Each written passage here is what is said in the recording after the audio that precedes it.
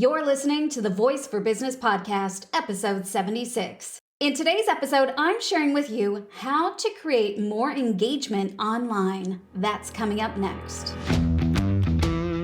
Ready to learn what it means to have a voice for business? To utilize your voice to create the influence, impact, and income you desire. Join me, Katherine Beck, voice actor and voice coach, as I show you how to show up and stand out as the voice of your business. Learn my best tips on how to uncover your true voice, to speak with authority, and establish a personal connection to your audience that will leave them wanting to hear more. This is the Voice for Business podcast. Welcome back to the podcast. Hello, everyone. How are you doing? We are going to dive into today's episode in just a minute, but first, I want to remind you that if you've not yet heard the news, I am running a free voice masterclass. That's tomorrow and the following day. And here's the cool thing. When I run a masterclass, I always ask for volunteers. So that means you get 2 days, 2 opportunities to work with me. How cool is that? And you're going to learn some of my key strategies for really standing out as the voice of your business. So if you are a personal brand, whether you are an online entrepreneur, an actor, a podcaster, or all of the above, you are going to learn how to stand out as the voice of your business. Just head over to katherinebeck.com/masterclass, and I will see you there. All right, let's talk creating more engagement online. Actually, you know what? Before we jump into that,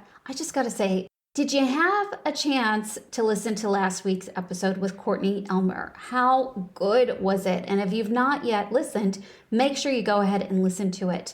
She is my podcasting coach. She's the one that taught me how to podcast, how to launch a successful podcast.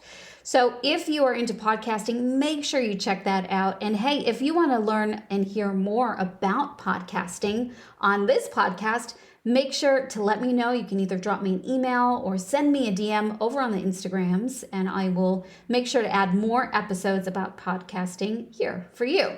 But let's talk about engagement online. Ooh, that's a big topic, and I know it's really hot now because, look, we've had 2 years of lockdown, in and out of lockdown. Everyone was online. Everyone was going digital. And so the need and the demand to put yourself online, to show up and be on all the social media channels, whether it's Instagram or Facebook or TikTok or whatever it may be, a podcast, the pressure was there. I think we were all feeling it, that there was this need to almost compete for engagement online. And I think it gets harder and harder to get noticed online. And if I could see your hands raised, put your hand up in the air if you find it a struggle to create engagement online. I know a lot of us do. We put content out there and we feel like we don't get a response, or we get very little response, and we wonder, gosh, this is getting frustrating. I'm not getting the traction that I want. So guess what? You are not the only one. We all struggle with posting and getting very little engagement. And I hear you. I want you to know I hear you. I recognize you. I have suffered this as well in the past. So I just wanted to share with you some tips and tricks to help you out. So let's jump into it. In order to give you these tips and tricks, we need to go through some of the mistakes that you might be making. And these are definitely mistakes that I have made in the past, lessons that I've learned, and I want to share those with you so you do not make the same mistakes that I made, and therefore you save a whole lot of time. So let's go through them. Mistake number 1 definitely is posting infrequently or only posting an image. So let's talk Instagram for this one. Now, you need to post to, get yourself out there and get recognized as a personal brand, but are you posting consistently? Or do you only just post here and there? So that's definitely one of the biggest mistakes you could be making. We need to make this part of our weekly plan. So that's where I think the more you can take like a day or an afternoon and just plan out your content and batching is key. That's really going to help you to create that consistency in your posting. But also, the reality is that posts are not as desirable as reels. So Instagram really wants the reels. It's asking for them, and we got to listen to what Instagram wants, that algorithm, right? So you definitely need to start considering reels. Now, that leads me into mistake number 2, which is if you are already doing the Instagram reels, I want you to be honest with me, be truthful. Are you doing the same reels as everyone else? Meaning you are looking what other people are doing, you're saving the same sound cues, audio cues, doing the same sort of captions and pointing and maybe even dancing. Now, no judgment if you're doing that. And I think a balance is good. You can do some of that for sure, but you got to be balancing it out with using your voice. And the reason why it's a mistake with your reels to be doing the same trends that everyone else is doing is because it's harder to be seen as a leader. You start to be seen as a follower and you get stuck in the sea of online noise. We don't want to be in the sea of online noise. We want to be the leader. Okay? So you want to be the trend that everyone else is following.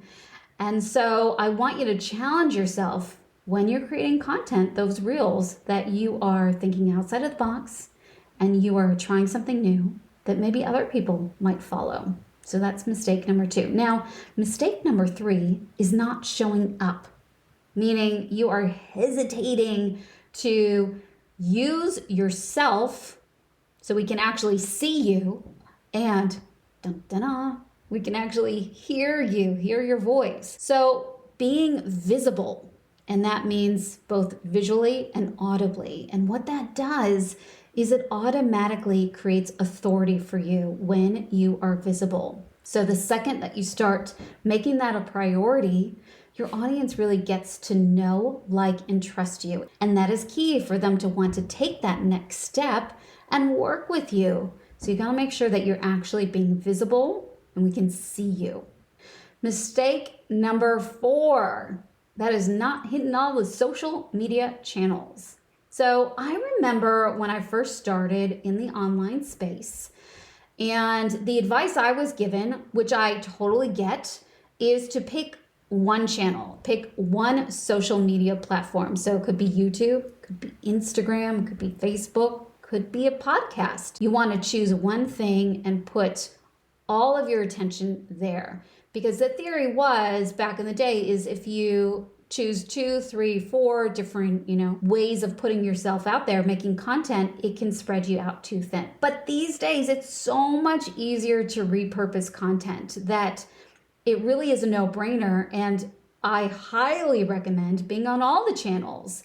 And one of the easiest and most effective ways to do this is through a podcast. If you have a podcast, that becomes the source of content and repurposing for all the different channels. It's amazing. So that means you're still just using one platform as your main platform, but you're now repurposing it in all the different places. And that is a beautiful thing. All right, I've got 2 more mistakes. The next one is not asking for involvement, the call to action. So that means really creating that connection with your audience when they're not there, asking them to respond, to reply, to open the lines of communication with them, getting them to comment on your posts or asking them to DM you or send you an email, some way to create that line of communication, I think is really key. So that's mistake number 5. And then finally, the last mistake is this: not being authentic. Not being authentic, being true to who you are and showing your authenticity to your audience. And I always talk about vulnerability. And vulnerability is a good thing. It's not a bad thing. And when we're being vulnerable and we're opening up and showing our audience who we are, you don't expose every single bit and piece of who you are, your personality, and let them in on your innermost, deepest, darkest secrets. No, but we want to let them see that we are a real person and that we are there for them. And we hear them and we see them, even if we can't. So we want to check in with our vocal energy. Are we pushing our energy? Does it feel forced and unnatural? Or are we even holding back? Are we in our head and thinking about ourselves and our things instead of committing to the audience? So that's the last mistake. So there's 1, 2, 3, 4, 5, 6 mistakes that now you're aware of that's going to make it so much easier to engage with your audience. And chances are there is a reason why you've been making one or more of these mistakes. So I want you to make sure that you write these down. Write down what's come up for you. So for example, if you're posting quotes or if you're posting reels and pointing to captions, but we don't hear your voice, I want you to ask yourself why. Why is that? Or maybe you post on Instagram, but you haven't ventured out to the TikToks. Why is that? What's holding you back from TikTok? Because when we can identify that belief, that thing that we keep telling ourselves, that, that voice inside your head that's keeping you safe, what is that voice saying? What is that belief? I want you to write that down. Now, the reason I ask you this is because this could be the very reason why you aren't seeing the engagement that you want online. Think about that for a minute. The reason why you're not getting the views, the likes, the comments, or the shares, and why posting online and creating content has become like this undesirable chore, a thing you have to do but don't desire to do, and when there's little to no desire, or when there's hesitation or doubt or insecurity, we're going to feel that on the receiving end. We're going to hear that and see that in you. So that is why the most effective way to get engagement and bonus points, be seen as an authority in what you do, is to use your voice, to show up, to show us you, the authentic you, and speak to us. Because when you engage with us, both visually and vocally, we can relate to you and want to engage with you, to follow you, to learn from you, to be entertained by you, to connect to you, and to want to work with you. It's as simple as that. But often it's the simplicity that we find the hardest to do. Am I right? But I promise you, when you start to do this, you will see a difference in your engagement because most people are following the trends online. So you automatically stand out in your niche when you use your voice. And I want to give you some examples of personal brands that are actually using their voice and standing out in their niche. Some real obvious ones, and maybe some that you don't know, so feel free to do some research and look them up. In the self-improvement game, we've got Tony Robbins. He's a personal brand. He's done quite well for himself. He uses his voice. What about Oprah Winfrey? She's done quite well for herself using her voice. She's a personal brand. In the online entrepreneur space, you've got names like Marie Forleo, James Wedmore, Amy Porterfield. You've got Jasmine Star, who has made a big name for herself in social media. And what about Bethany Frankel, who is the creator of the Skinny Girl brand? And gosh, has she done so well for herself. She is a personal brand. And I think one of the most iconic personal brands out there are the Kardashians. The Kardashians have made a name for themselves as personal brands. So, there's something to be said for engagement online. It is huge when you are a personal brand, and it really is the most effective way to get yourself to stand out amongst the sea of noise is when you use your voice. So the choice is yours. I leave it in your hands. You can continue to shy away or hide or, keep procrastinating and hiding behind the posts, the fancy quotes, or you can start using your voice to stand out and elevate your brand to the next level, to create that credibility and authority in your personal brand.